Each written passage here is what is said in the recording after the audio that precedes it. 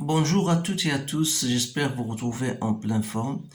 Dans cette séance, je vais partager avec vous, chers étudiants et étudiantes de la deuxième année baccalauréat, un exercice assez important, même je peux dire très important, concernant la mécanique newtonienne. Donc, vous devez savoir comment traiter un tel exercice, comment appliquer la loi, plutôt la seconde loi de Newton. Ce sont les questions qu'on se pose généralement le jour de l'examen. Alors là, voici le sujet est devant vous. Vous pouvez le lire et le relire pour comprendre les différentes questions. Vous allez bien sûr après répondre aux questions et comparer vos résultats avec les miens. Donc voilà, le poisson d'avril, qu'on le nomme normalement, capture des insectes situés jusqu'à 2 mètres de lui. Après avoir repéré sa proie, il s'approche de la surface et s'oriente et projette alors un puissant jet d'eau avec la bouche. L'insecte surpris tombe à la surface de l'eau et le poisson l'avale. Voilà le sujet. Donc, le comportement du jet d'eau est assimilé à celui d'une goutte d'eau de masse m. C'est-à-dire, on va considérer que la goutte que lance le poisson est considérée comme une goutte, comme vous voyez ici dans cette figure-là, figure 1. Donc, la goutte, bien sûr, elle se lance jusqu'au attaquer cet insecte. Alors la situation est schématisée sur la figure 1. On note V0, le vecteur vitesse initiale de centre d'inertie de la goutte. Dans cette étude, on suppose que l'action de l'air est négligeable. On vous donne le champ de la densité du pesanteur, on vous donne la vitesse initiale et l'angle alpha. Alors bien sûr, on va étudier le mouvement de ce centre d'inertie G dans un repère supposé bien sûr galiléen OIJ. Alors là, la première question est la suivante. Donc, bien sûr, vous avez stoppé la vidéo pour la lire d'une façon plus ou moins lente. Donc, on va passer à la suite de l'exercice. Voilà. Donc, la question numéro 1.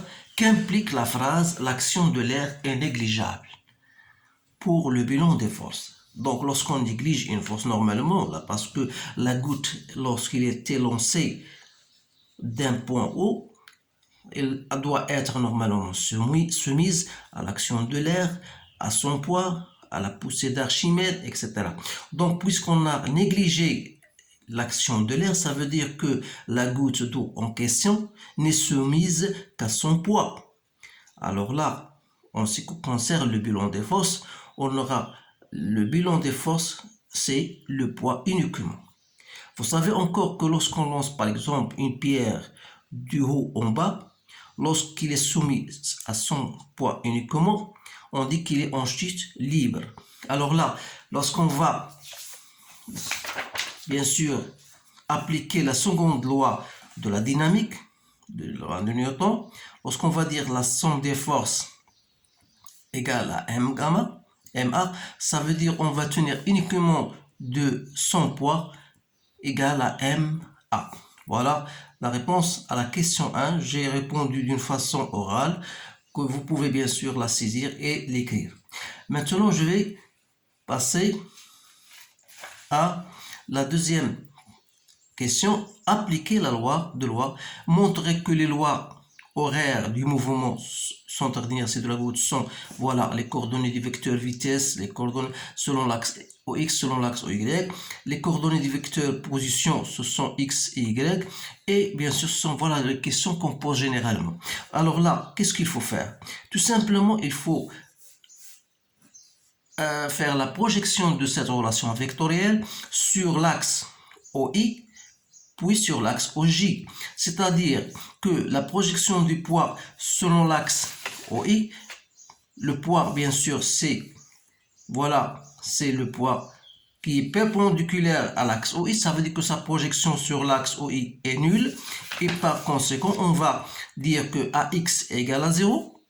Donc l'accélération est nulle, ça veut dire que la vitesse selon l'axe X est une constante. Et cette constante n'est autre que la vitesse initiale.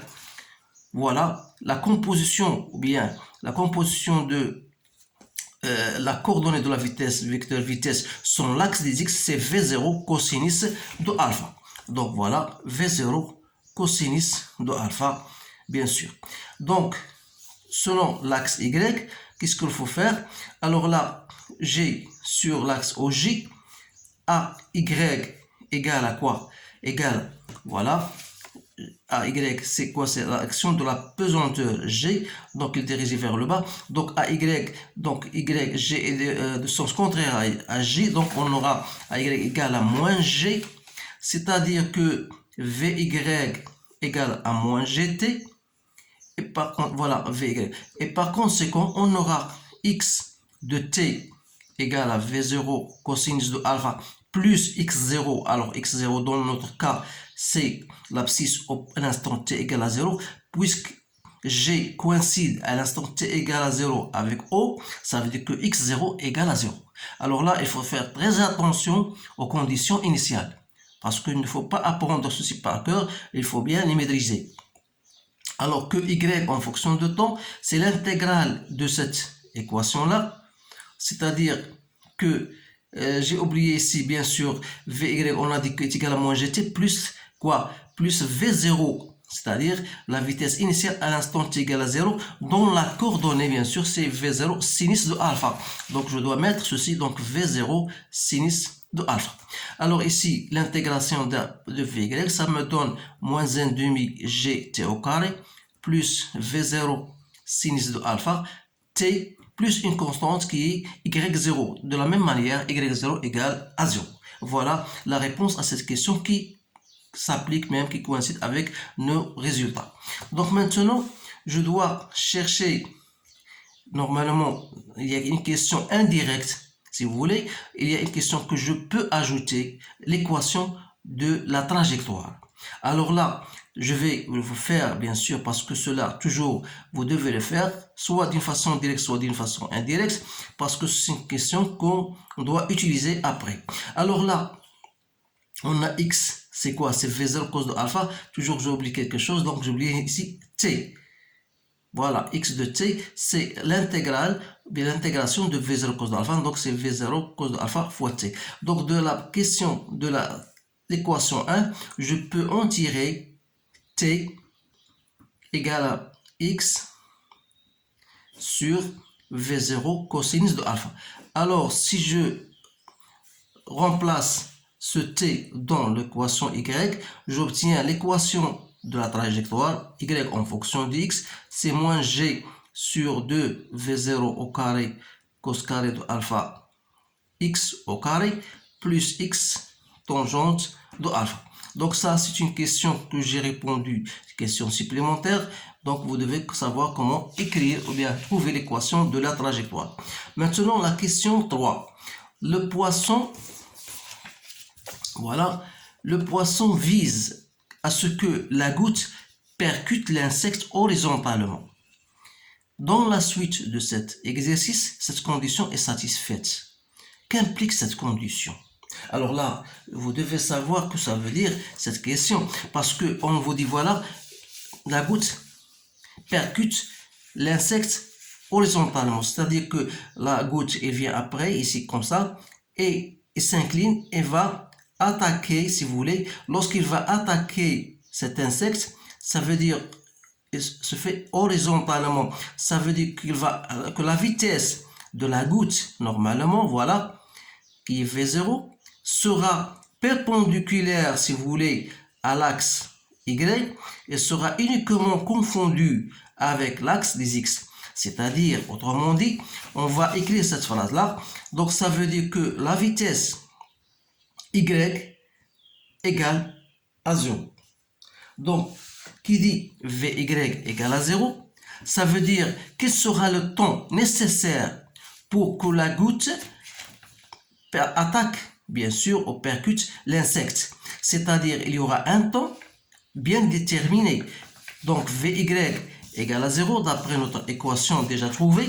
Voilà, Vy égale à moins gt plus V0 sin de alpha. Donc, ça veut dire, voilà, moins g de t plus V0 sinus de alpha égale à 0. Ça veut dire que le temps égale à V0 sinus de alpha sur G. C'est-à-dire, c'est le temps nécessaire pour que la goutte percute l'insecte. Alors là, voilà T. On va passer donc à la question suivante. Vérifiez que lorsque l'insecte a un temps TR inférieur à 0,39, il s'échappe au jet d'eau. Ce que ça veut dire cela. C'est-à-dire que le temps, si le temps nécessaire, donc on a dit que le temps nécessaire pour que la goutte percute l'insecte est T égale à T, donc on doit chercher ce temps-là. Donc si je fais application numérique, ça veut dire 4 sinus de 73 divisé par G, je trouve égal à 0,39 secondes. Donc, puisque je peux écrire, alors pour que le poisson arrive à son but, il doit mettre un temps égal à 0,39. Autrement dit, si T est inférieur à 0,39 secondes, alors l'insecte échappe au jet d'eau. Voilà, je pense que je me suis bien compris dans cette question-là.